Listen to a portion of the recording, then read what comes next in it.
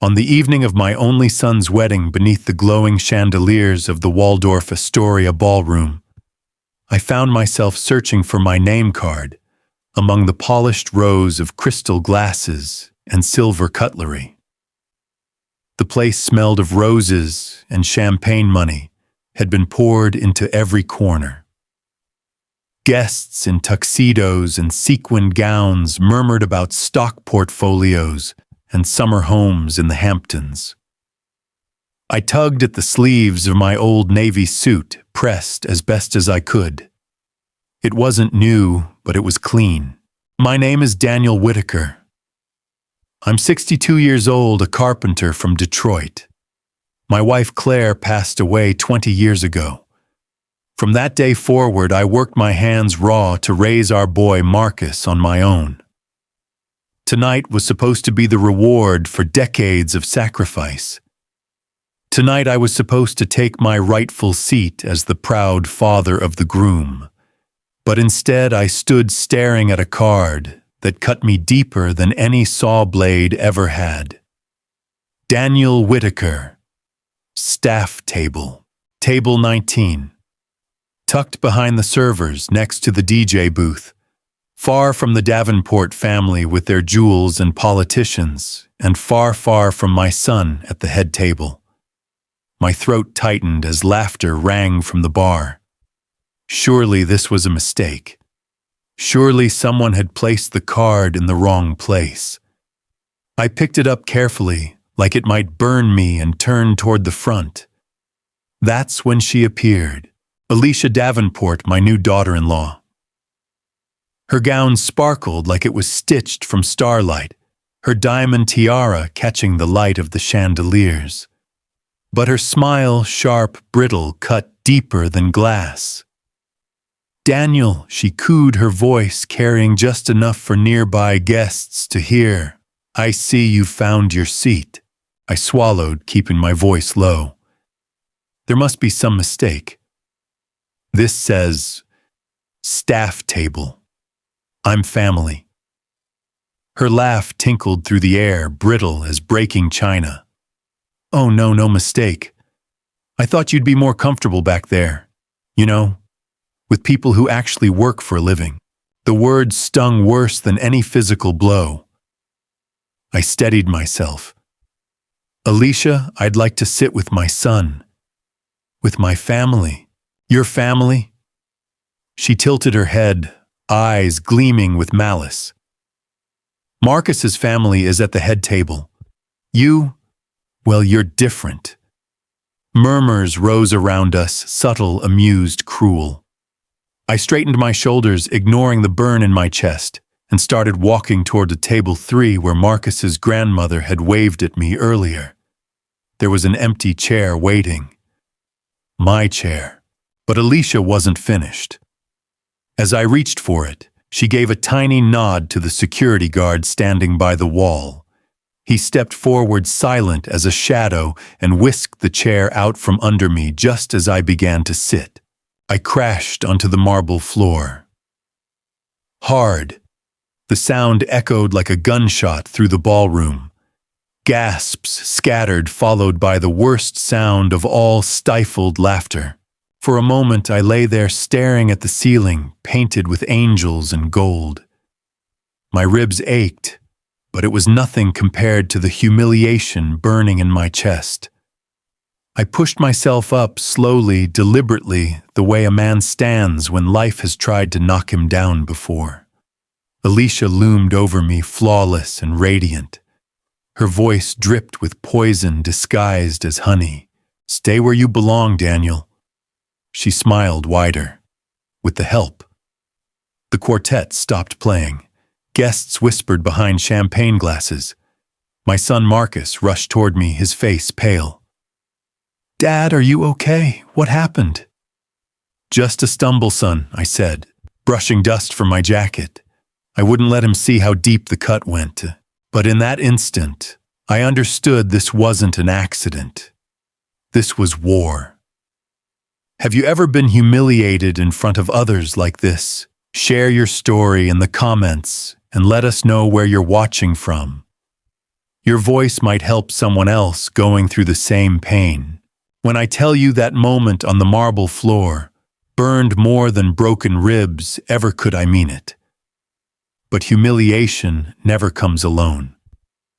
It drags the past behind it, reminding you of every sacrifice that brought you to this point. As I straightened my jacket under those chandeliers, my mind drifted back 20 years to the night my wife Claire passed away. She had been the light of our small Detroit home, the reason the place smelled of lavender even in winter, the voice that kept me believing life had sweetness left. Cancer took her before her hair even had time to gray. Marcus was barely 12. I still remember him standing in the hospital hallway, his small hand clutching mine, whispering, "What do we do now, Dad?" What could I say? I looked at my boy, his eyes wide and lost, and I made a promise right then. "God help me, son, I'll give you everything I can. You'll never be alone." From then on, the garage became my sanctuary and my battlefield. I worked long hours as a carpenter, taking every job that came: cabinets, repairs, even hauling lumber in the dead of winter when my hands were raw and bleeding. I would come home after midnight, boots caked with sawdust, but always stop by Marcus's room before washing up. He'd be asleep, math book fallen from his chest, his lamp still burning. Sometimes I'd just stand there whispering to Claire's photo on the nightstand, "We're doing it, honey. We're surviving." Our house wasn't much. The roof leaked, the heater rattled, and winters in Detroit can turn your bones to stone. But I made sure Marcus never felt poor. For his birthdays, I scraped together enough for a cake and a gift, once a baseball glove, once a used guitar that cost me 2 weeks' groceries. His smile made every hunger pang worth it. When Marcus turned 16, his friends bragged about shiny new cars their parents had bought. I couldn't compete, but I spent 3 months fixing up a battered old BMW I'd found for cheap. It wasn't glamorous, but it ran. I'll never forget the way Marcus's face lit up when I handed him the keys. He hugged me so hard I could hardly breathe. "Dad, you didn't have to do this," he said. "I wanted to," I told him. "That's what fathers do." College was another mountain. When he was accepted into Harvard Business School, I almost cried. Claire would have been so proud. But tuition, it felt like standing at the base of Everest with no ropes. I worked overtime, took weekend shifts, even borrowed from neighbors who trusted me enough to know I'd pay them back. I ate dollar store noodles and patched my shirts while Marcus sat in lecture halls alongside senators' sons and bankers' daughters. He'd call on Sundays, his voice full of excitement about professors and projects. I would tell him things at the workshop were fine, even on weeks when I didn't know how rent would be paid. Each call ended the same way: "I love you, Dad." And every time I whispered after hanging up, "Thank you, Lord, for giving me the strength to keep going." I believed then, and I still do, that God saw every blister, every bill I stretched, every hour I stayed awake at night with numbers that never added up. Faith wasn't some grand sermon for me. It was survival. It was knowing I couldn't carry this weight alone. But success has a way of dividing families. When Marcus graduated, I watched him stride across that stage in his cap and gown, my chest swelling with pride.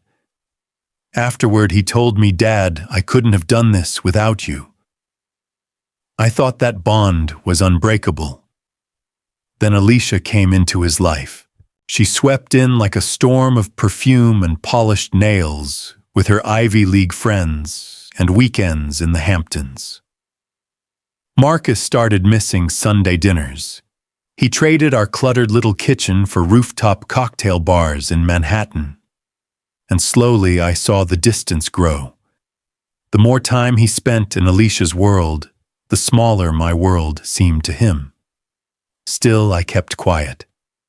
I believed if I stayed steady, Marcus would remember who he was. I prayed each night God remind my boy of his roots. Don't let him be ashamed of where he came from. And yet, as I stood in that glittering ballroom, the laughter of Alicia's friends in my ears, I realized this wasn't just about seating charts or chairs. This was about a battle for Marcus's soul. She wanted to erase the man I had been to him, the father who built his life out of wood sweat and faith. I had promised Claire I would never stop fighting for him, and I wasn't about to break that promise. The first time I sat across from Alicia's family, I knew exactly where I stood in their world, and it wasn't beside my son. It was a Saturday in late July, the kind of heavy New York summer that makes the pavement shimmer. Marcus had called a week earlier, his voice hopeful but hesitant. "Dad, Alicia's parents want to meet you. They're hosting a dinner at their Hamptons estate. It'll be different, but I think you'll like them." I swallowed hard. I'd never been further east than Queens. The Hamptons might as well have been the moon. But for Marcus, I said yes. Driving up to their mansion was like crossing into another world. White columns rose high over manicured hedges, and a fountain taller than my garage gushed at the driveway's center. I parked my old Ford pickup beside a row of black Mercedes and Bentleys, feeling every dent in my fender under the eyes of the valet. Inside, the dining room gleamed with crystal chandeliers and a table long enough to seat 20. Every setting had 3 forks, 2 knives, and glasses so thin they looked breakable as soap bubbles. I adjusted my department store tie and prayed I wouldn't embarrass Marcus. Patricia Davenport. Alicia's mother glided in first pearls shining against her silk blouse. Her handshake was cool, her eyes scanning me the way a jeweler inspects glass instead of diamonds. "So you're Marcus's father," she said as though identifying a species. "Yes, ma'am." "Daniel Whitaker," I answered, keeping my voice steady. Across from her sat Jonathan Davenport, Alicia's brother, in a navy suit that probably cost more than my truck. He scrolled on his phone without looking up, murmuring about stock prices. Alicia took her seat beside Marcus, smiling that practiced smile, her diamond bracelet catching the light. "Dad, Mom, Jonathan, this is Daniel. He's a carpenter." "A carpenter," Patricia repeated slowly, her lips curling into something polite but sharp. How authentic. The word stung, but I smiled faintly. "Been building for 40 years. Keeps me busy." Their conversation flowed like champagne portfolios, hedge funds, vacation homes in St. Bart's. I tried to follow, nodding at intervals, but it was a foreign language. My world was hammers and sawdust. Theirs was yachts and Wall Street mergers. When the wine came, it wasn't from a bottle I'd ever seen in a grocery store. Alicia ordered a Bordeaux with a French name I couldn't pronounce. The sommelier poured it with the reverence of a priest. I sipped carefully, tasting oak and smoke.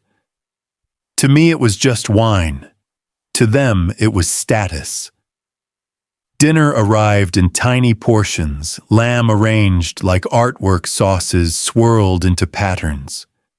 My stomach growled, remembering the diner burger I'd skipped to make room for this meal. Finally, Patricia turned to me. "And what about retirement, Mr. Whitaker? Surely you've put something aside." I hesitated, then spoke truth. "I'll probably work until I can't anymore. Keeps me strong." Her smile didn't falter, but her words cut. How unfortunate. Marcus and Alicia won't have to worry about such things. I understood the implication. Unlike me, they'd never want for anything. Jonathan finally looked up from his phone, smirk tugging at his lips. Our father's tied up on business.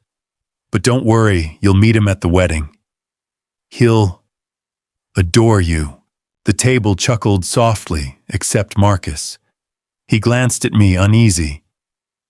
When the check arrived, Alicia reached delicately for her purse before pausing. "Oh, Daniel, would you mind covering tonight? Normally the bride's family hosts, but since Daddy isn't here?" The bill landed with a whisper, $432. I stared at the numbers, my throat tight. That was more than my weekly pay. But Patricia and Jonathan were watching, waiting. Marcus looked away, so I slid my worn credit card onto the tray. My hands were steady, but inside my chest, something cracked. "Thank you," Alicia purred. How generous. Later, driving back toward Detroit in my old truck, the Hamptons mansion shrinking in the rearview mirror. Marcus tried to break the silence. "Dad, you were quiet tonight. Just listening, son. Learning about Alicia's world. And what do you think I looked at him, my boy, the same boy who once helped me sand wood in the shop, whose laugh had filled our little kitchen, now dressed in a suit that fit him better than mine ever had. I think she's very different from us," I said gently. "Different isn't bad, Dad. No," I agreed, eyes back on the road. "But it's not always good either." In the silence that followed, I whispered a prayer in my heart. "God, don't let my son forget who he is. Don't let him forget who raised him." 3 days after that dinner in the Hamptons, I was back where I belonged, in my workshop, surrounded by the smell of pine and varnish, the air filled with the rasp of sandpaper and the low hum of the radio. This shop had kept me alive after Claire died. These walls had heard my prayers when bills piled up, when Marcus was sick, when loneliness crept in like winter wind. Every nail, every plank, every scar on the workbench carried my history. So when I heard the sharp click of designer heels against the concrete floor, I knew something foreign had invaded my world. I turned, wiping my hands on a rag. Alicia Davenport stood there, her white coat gleaming, her diamond earrings catching the workshop's dim light. She looked like a swan lost in a lumberyard, though her expression told me she was exactly where she wanted to be. "Daniel," she said, her smile thin as paper. "We need to talk." I set the rag down slowly. "What brings you here?" Her nose wrinkled at the smell of sawdust. "Marcus, of course. About boundaries." I leaned against the bench, arms crossed. "What kind of boundaries?" Her eyes swept the room, pausing on the half-finished crib I was building for a neighbor's newborn. "When people get married, they start a new life, a clean slate. That means less interference from the past." I stared at her. "You mean family?" "I mean baggage," she corrected, voice sharp. "Marcus is destined for more than this." She gestured at the shop, at the sawdust on the floor. "More than Detroit. More than patched work shirts and bills that never balance. He deserves to be someone who belongs in my world." "He already is someone," I said quietly. "A man who works hard, who respects people, who doesn't forget where he comes from." Her laugh was cold, echoing against the wooden beams. "You don't understand. This is about Marcus's future. He's been offered a position in New York, a real future. Once he moves, there'll be no need for constant trips back here. No more being dragged down by old lives." The words landed like nails driven straight into my chest. Old lives. That was me. I stepped closer, my boots heavy on the floorboards. For the first time, she flinched, realizing she was in my territory. "Alicia," I said, my voice low but firm. "Marcus's past is not baggage. It's the foundation that made him who he is. And you don't erase a foundation just because you want a shinier house. She tilted her head, smirking. Well, you'll find out soon enough. After the wedding, there won't be space for two worlds. Only mine. With that, she turned and walked away, her heels clicking like a countdown. At the door, she paused. Oh, and Daniel, consider that dinner in the Hamptons a farewell. After the wedding, these family gatherings won't be necessary. The door swung shut behind her, leaving silence heavy as stone. I stood there for a long time, staring at the crib, at the shavings curling across the bench. Then I picked up Claire's photo from the shelf. She wants to erase us, honey, I whispered, voice trembling. Pretend Marcus never had a father who sanded wood till his hands bled, a mother who sang him to sleep. She wants him to believe he started the day he met her. For the first time in years, I felt anger boil hotter than grief. But then I remembered something my old army buddy Ethan once told me. Daniel, people like her always wear masks, and masks slip. God sees to that in his time. I pressed Claire's picture to my chest. Lord, I prayed softly, I won't fight her with lies or tricks, but let the truth come out. Let Marcus see who she really is before it's too late. Have you ever known someone who wore a perfect mask in public, but showed their true face behind closed doors? Type 1. If you're still following along, and share your story in the comments. It might help someone else recognize the truth sooner. 2 evenings later, I sat in a corner booth at Murphy's Diner, staring into a mug of black coffee that had long since gone cold. The neon sign buzzed faintly in the window, reflecting off the chrome and cracked red vinyl. It was the kind of place I'd been coming to for 30 years, not glamorous, but real. My mind was a storm. Alicia's visit to my workshop played over and over, her perfume lingering in sawdust, her words about old lives and baggage. I couldn't shake the feeling she wasn't just trying to push me aside. She was planning something bigger. Danny boy. A familiar voice broke through my thoughts. I looked up and saw Ethan Morales sliding into the booth across from me. We'd served together in Iraq years ago, different units, same hell. Since then, he'd gone back to school, become a paralegal at a downtown firm. But to me, he was still the guy who dragged me out of a burning Humvee in Fallujah. You look like hell, he said, stirring sugar into his coffee. And don't tell me it's just the wood dust. I managed a weak smile. Woman problems. The kind that wear wedding dresses. His eyebrows rose. The Davenport girl, I nodded.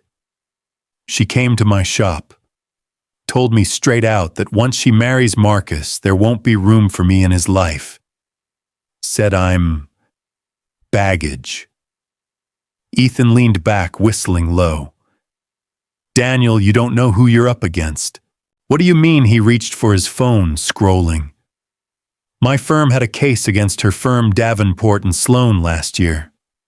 Corporate law, acquisitions, all that cutthroat stuff. Your future daughter-in-law isn't just ambitious. She's ruthless. My stomach tightened.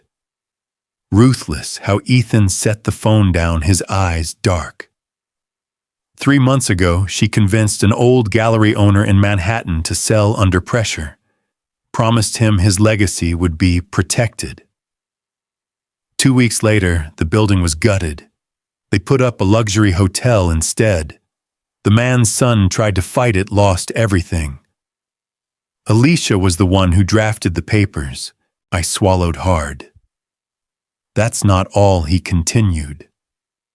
Last year, she represented a developer who forced a family bakery 50 years in the same neighborhood out of business.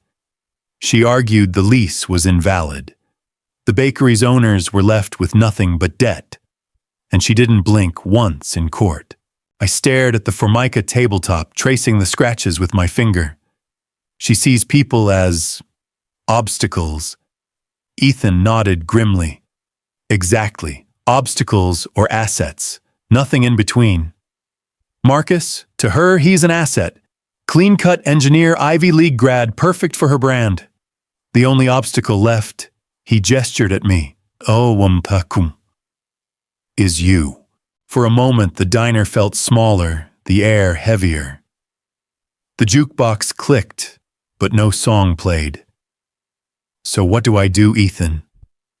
My voice cracked. She's got money, power, charm. I've got... What a workshop full of sawdust and a son who barely calls me anymore. Ethan leaned forward, his voice low and steady. You don't fight fire with fire.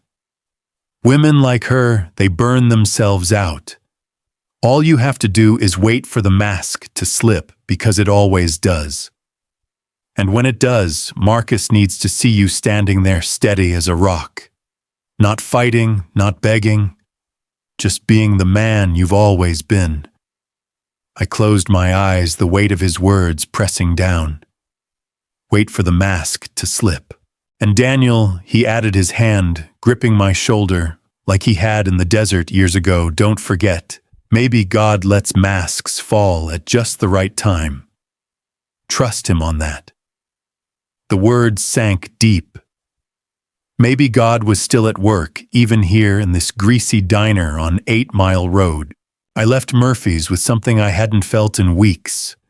Not victory, not certainty, but a flicker of hope.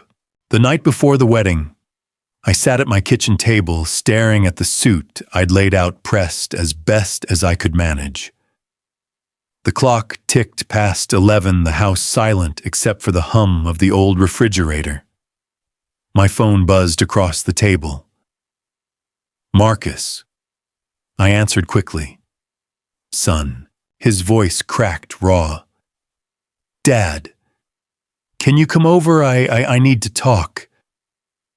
20 minutes later, I was knocking on the door of his downtown apartment.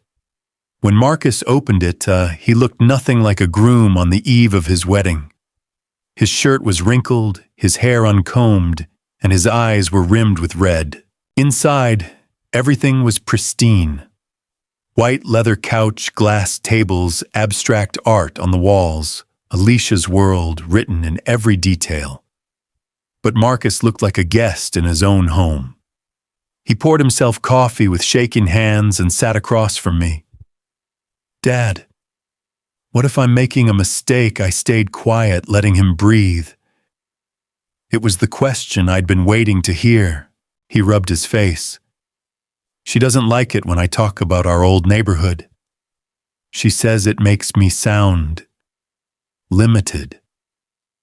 She told me to say I went to private school. She even suggested I tell people you're retired, not still working in that shop. Each word landed like a hammer on my chest, but I kept my voice calm. And what do you tell people? His eyes met mine. The truth, that my father is the hardest working man I know.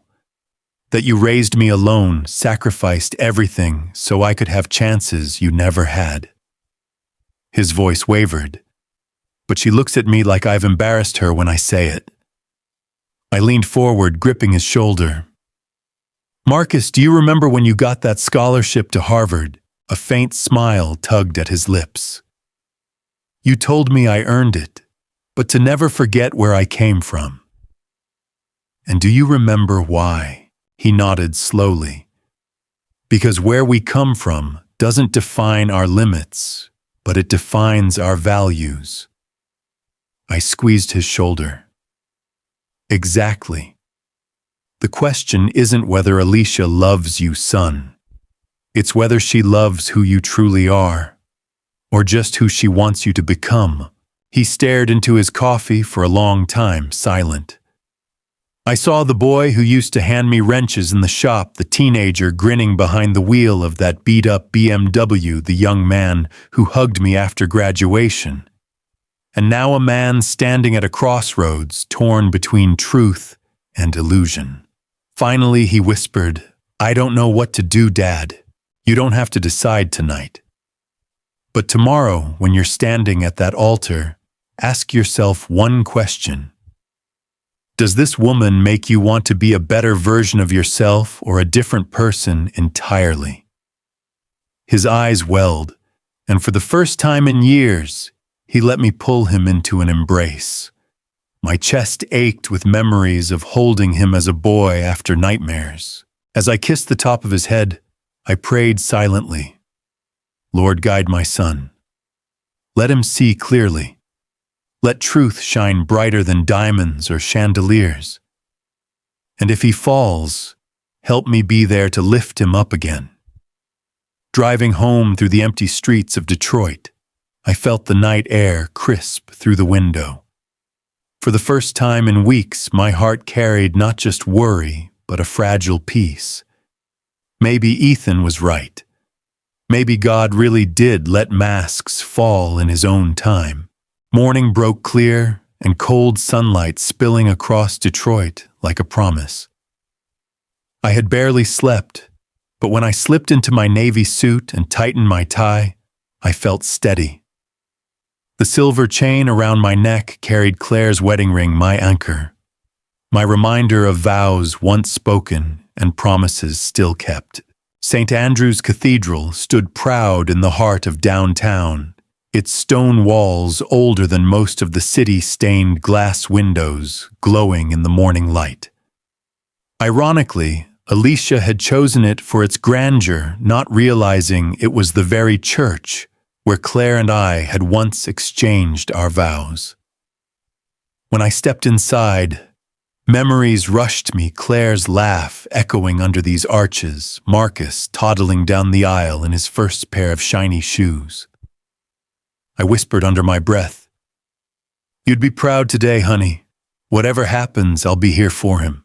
Guests filled the pews, their attire dazzling gowns that shimmered like jewel suits, tailored to perfection. It looked less like a wedding and more like a gala. Waiters in crisp uniforms floated through the aisles offering champagne before the ceremony even began. And there at the altar stood Marcus, my boy. He was in a black tuxedo, hair combed neatly, shoulders squared like the man he had become. His eyes scanned the crowd until they found me. Just one glance, one small nod. But it was enough. My heart swelled. The organ swelled and the church doors opened. Alicia appeared radiant in lace and silk, her train stretching yards behind her. Guests gasped in admiration, phones lifted discreetly to capture the perfect shot. She smiled like royalty, soaking in the attention, but when her gaze brushed past me, her smile sharpened into something colder, as if reminding me of the seat she had chosen for me at the reception far from my son. The priest's words began practiced and precise. "Who gives this woman to be married?" Alicia's father was away on business, so Jonathan Davenport, the smug brother, stood dramatically. "Her family does." When the priest asked, "And who gives this man?" I rose slowly from the pew, voice steady as the day I held Marcus for the first time. "His father." The words carried through the cathedral stronger than I expected. For a moment, Alicia's smile flickered. Just for a moment. The vows were spoken, rings exchanged. They kissed, applause echoing like thunder against the stone. Guests clapped, some dabbing at tears. To them, it was perfect, a flawless union of wealth and ambition. But I saw the shadows in Marcus's eyes, the same doubts he'd confessed in his apartment just hours before. When the ceremony ended, the guests poured out of the cathedral into waiting limousines headed for the grand reception hall. I lingered behind, staring up at the stained glass window where a figure of Christ raised his hand in blessing. My own reflection hovered faintly in the colored glass. Lord, I murmured, my hand pressing against Claire's ring, help me stand firm today. Whatever happens, let truth shine through the glitter.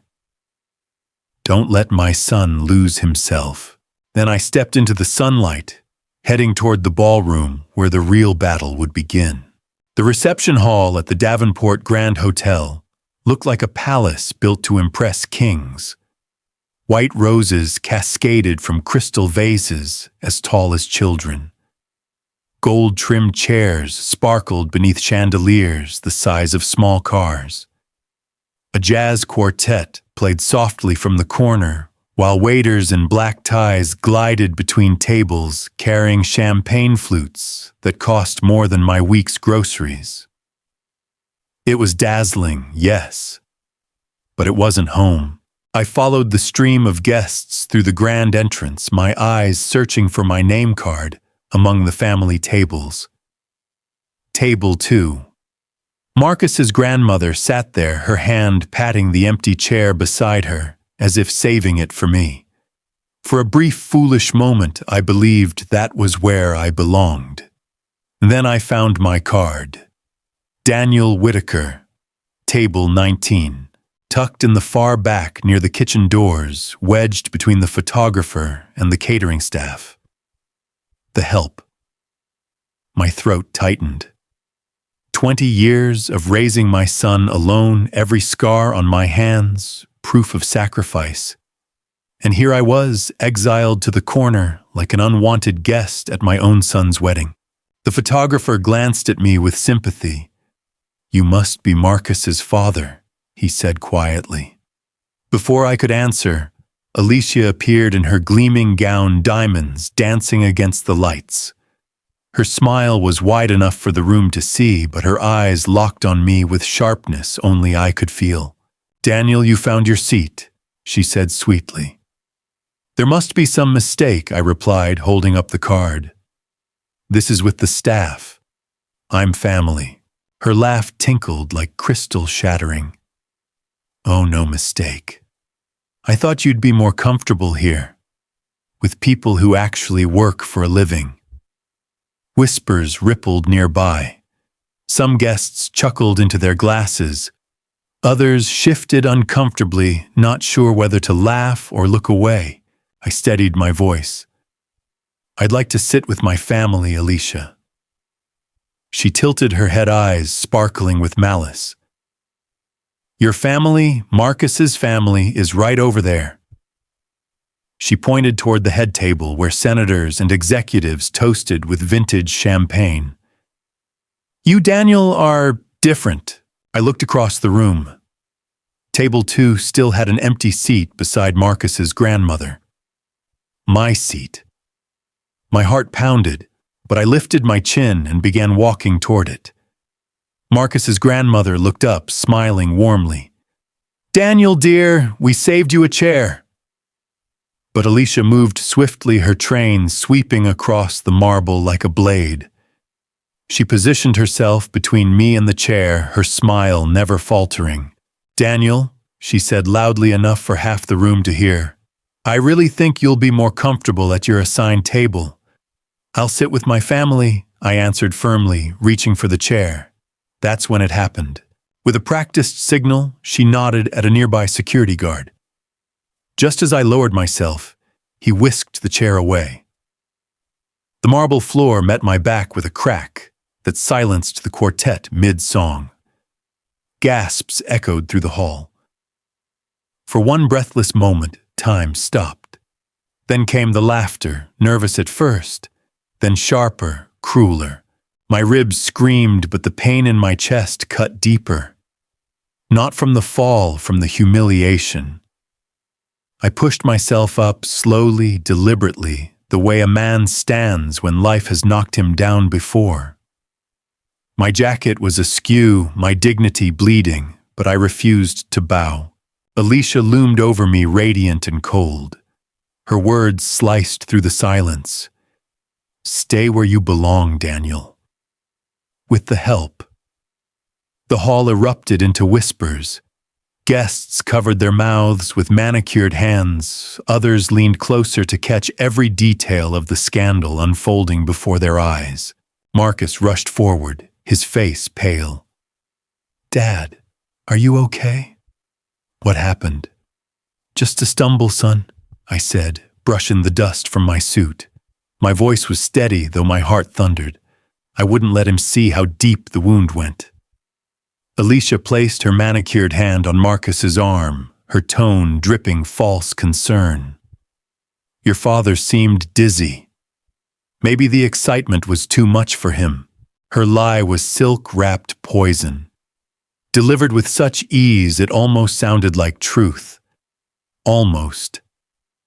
I met her eyes, and in that instant I saw it, the cold satisfaction of someone who thought she had won.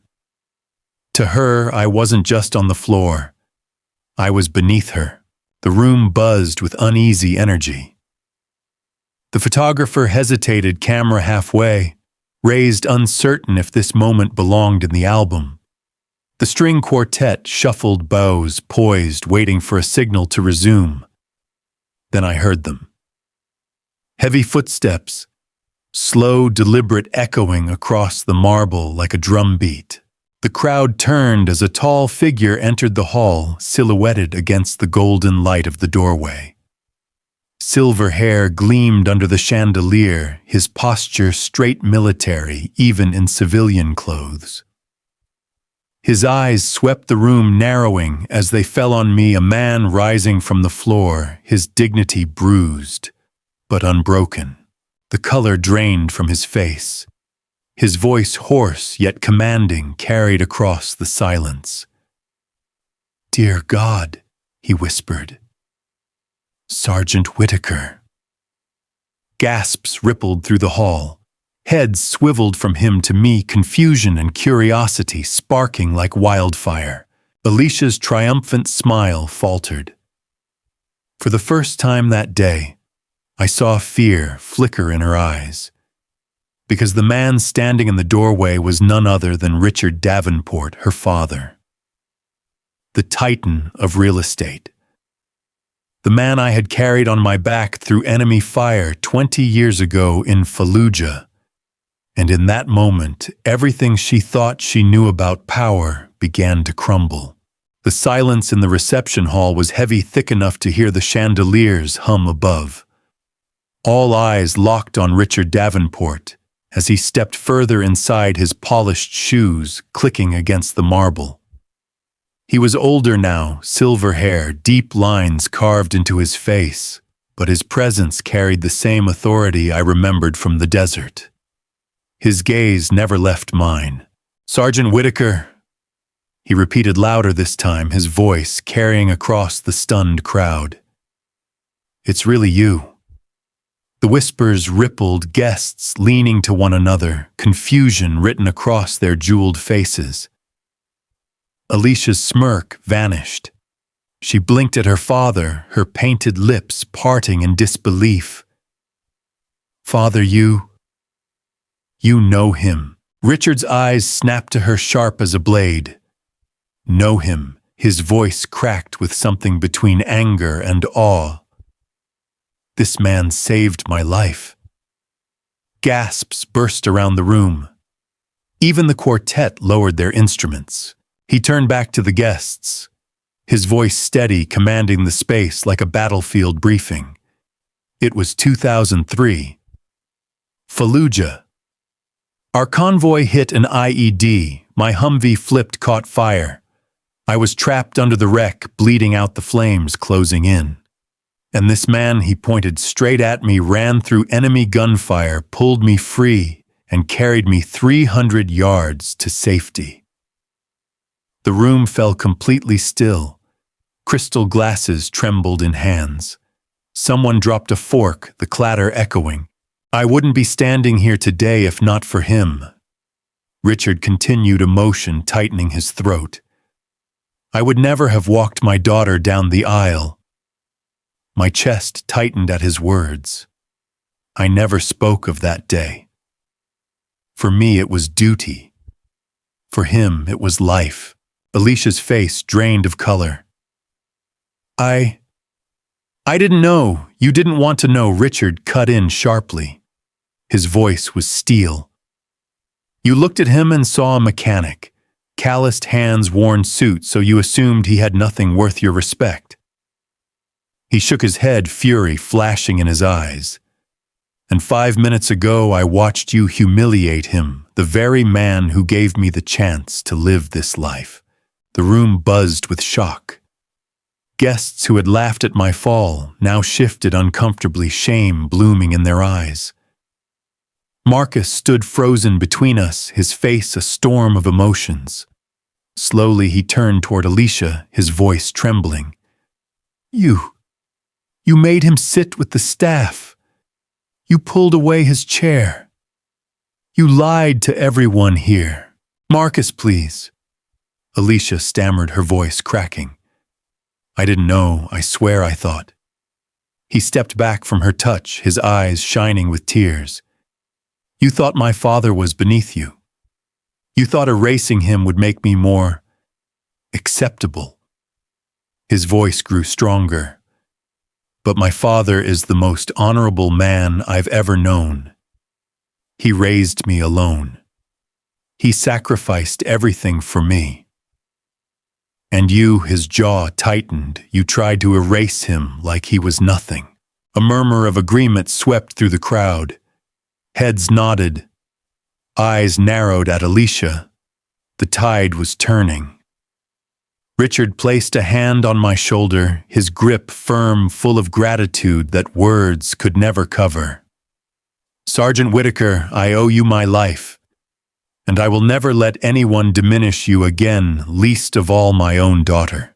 For the first time all night I felt no shame, no humiliation, only truth. But this wasn't just about me. It was about my son. And his next words would decide everything. Marcus looked between Alicia, trembling in her glittering gown, and me standing steady with his hand still on my shoulder. His lips parted, his voice low but certain. Dad, you always told me a man's worth isn't measured by money or titles, but by his character. Tonight I finally see what you meant. Alicia gasped, reaching for him again. Marcus, don't. But he pulled his hand away. The ballroom seemed to hold its breath, waiting for his choice. The ballroom was so quiet, you could hear the faint buzz of the chandeliers above. Marcus stood there, his wedding band still gleaming on his finger, his chest rising and falling with the weight of truth pressing down on him. Alicia reached for him again, desperation cracking her perfect smile. Marcus, please, everyone's watching. We can fix this. I only wanted the best for us. But Marcus shook his head slowly, his voice steady now, each word sharper than the last. No, Alicia. You didn't want the best for us. You wanted the best for you. And to get it, you tried to erase the very man who gave me everything I have. He slipped the ring from his finger. The gasp that followed swept through the hall like a wave crashing against marble. He placed it gently on the table between them. I thought I loved you, he said, voice breaking. But I realize now I loved who I was pretending to be for you. And that's not love. Alicia's face twisted, her diamond tiara glittering under the chandelier, as though mocking her. She looked around wildly, but every guest who had once admired her now stared with judgment and disappointment. Even Patricia and Jonathan, her mother and brother, sat frozen, unable to defend her. Richard Davenport stepped forward, his voice heavy with finality. Alicia, if you can humiliate the man who saved my life, the man who embodies honor, then you will never have my blessing nor my support. From this day forward, my fortune will not be in your hands. Her knees buckled slightly, the fairy tale crumbling around her. Marcus turned to me, eyes wet, voice soft as a boy's again. Dad, I'm so sorry. I shook my head, gripping his shoulder. You have nothing to apologize for, son. You followed your heart. That's what I raised you to do. Sometimes we have to stumble before we see clearly. The crowd erupted in murmurs not of scandal anymore, but of respect. A few even clapped softly, as if acknowledging that truth had just triumphed over pride in front of them all. I straightened my jacket, the ache in my ribs forgotten, and looked Alicia in the eyes one last time. You tried to erase me, I said calmly. But God doesn't let truth stay buried. Tonight it's not me who's been erased. It's the mask you wore. Her face crumpled, but I didn't linger. Marcus placed his arm around my shoulders, steadying me the way I once steadied him when he took his first steps. Together we walked through the parted crowd, father and son, leaving the glitter and the lies behind us. Outside, the October night air was crisp and pure. The city lights glowed against the dark sky, but for the first time that evening I felt I could breathe again. Marcus looked at me, his eyes searching. Dad. Can we go home, to the real home? I smiled, the weight of years lifting from my chest. Always, son. Always. We walked into the night side by side. No chandeliers, no roses, no polished marble, just us the way it had always been. And as I touched Claire's ring on the chain around my neck, I whispered, "We did it, honey. We kept our boy." Because sometimes God allows us to be knocked flat on the marble floor, not to break us, but to reveal who truly helps us rise. That night I understood true wealth isn't measured in estates or portfolios. It's measured in character sacrifice and the values we pass to the next generation. Alicia's empire of glitter had collapsed in an instant. But my legacy built on wood sweat and faith stood unshaken. Did Daniel's journey remind you of the power of integrity and faith? Share this video with someone who needs to hear it. And don't forget to follow and subscribe to our channel for more powerful family stories, where truth and love always triumph over pride and pretense.